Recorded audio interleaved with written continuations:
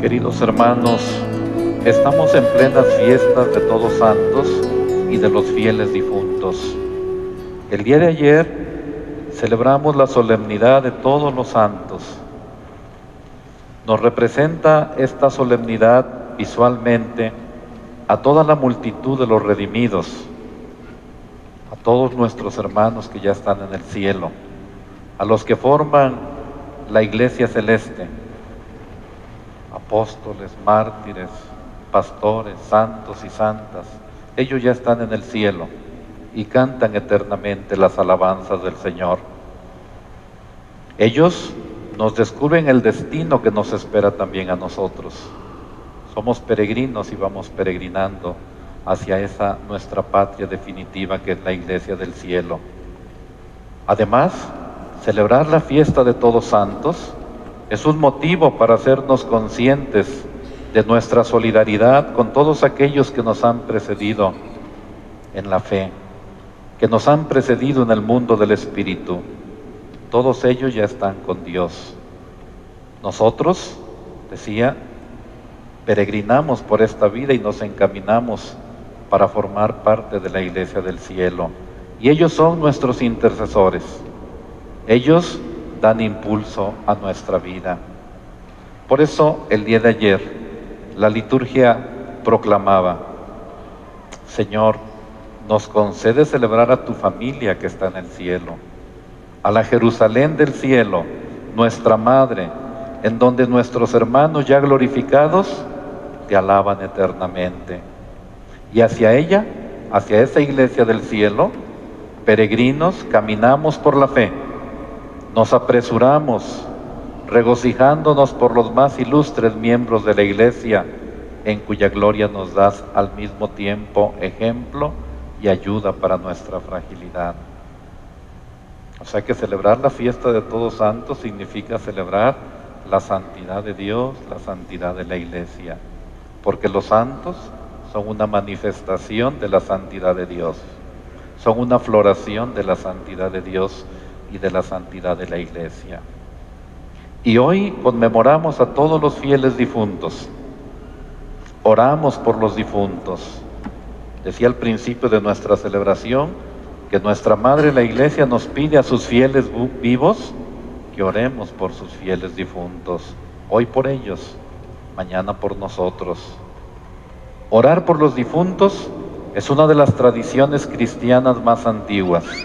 Desde el principio de la vida de la Iglesia, la comunidad cristiana empezó a recordar a sus mártires, a sus pastores, a sus difuntos.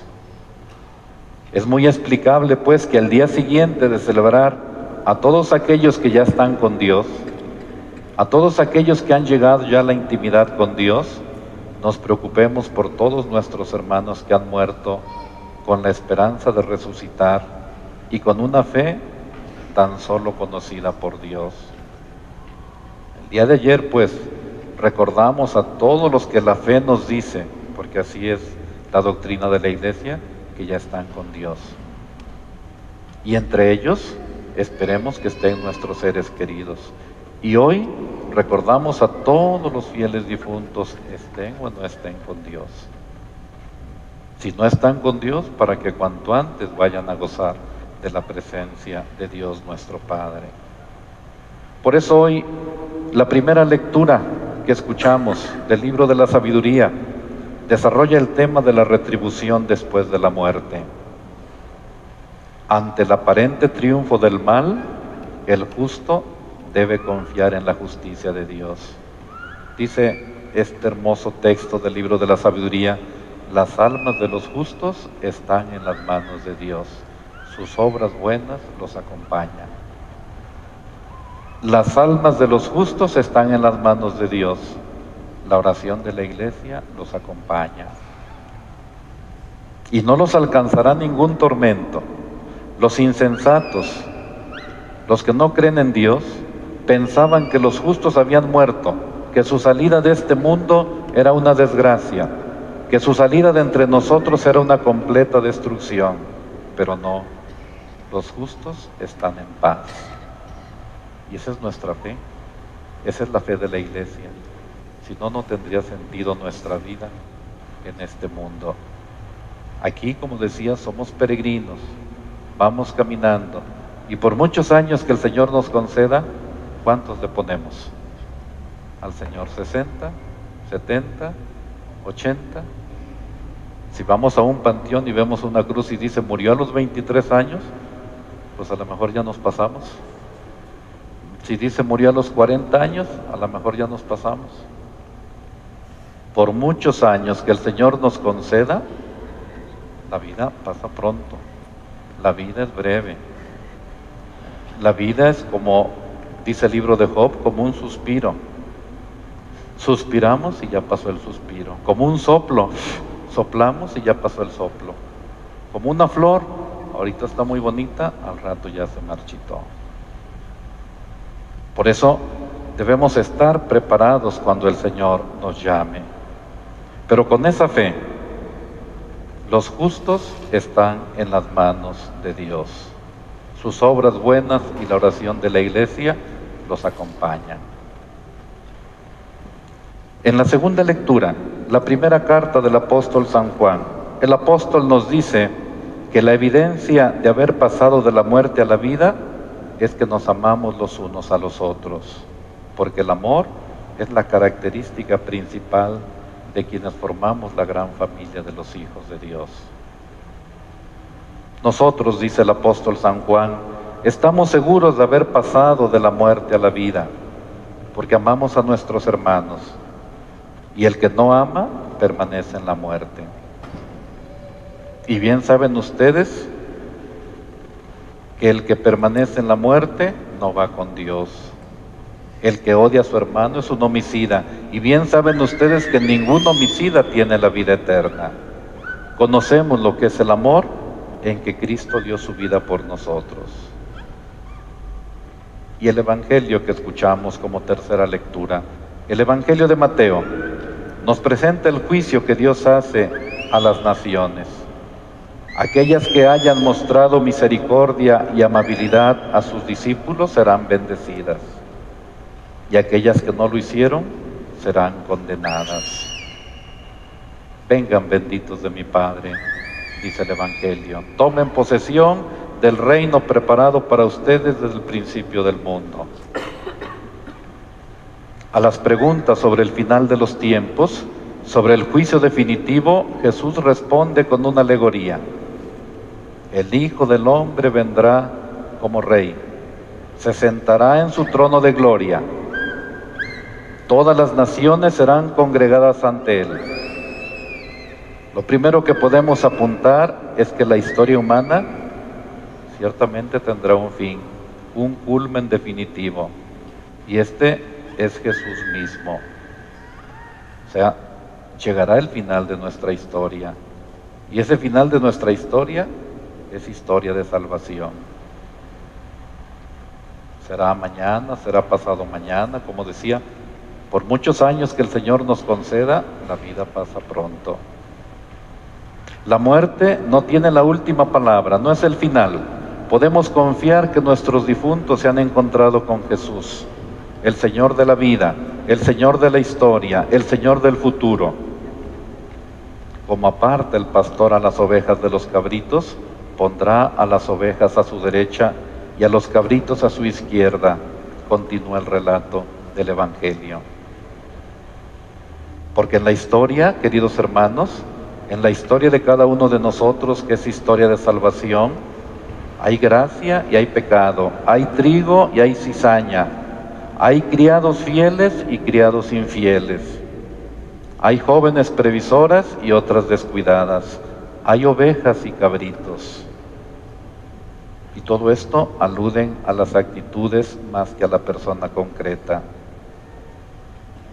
Y a los de su derecha les dirá, vengan benditos de mi Padre, tomen posesión del reino, porque estuve hambriento y me dieron de comer, sediento y me dieron de beber, era forastero y me hospedaron. El criterio, pues, para participar en esa nueva historia, para entrar al reino, es el modo como tratamos a Jesús, que está presente en nuestros hermanos, en el pobre, en el enfermo, en el que sufre. Las obras de caridad, el amor que dimos es lo que será tomado en cuenta en el juicio final.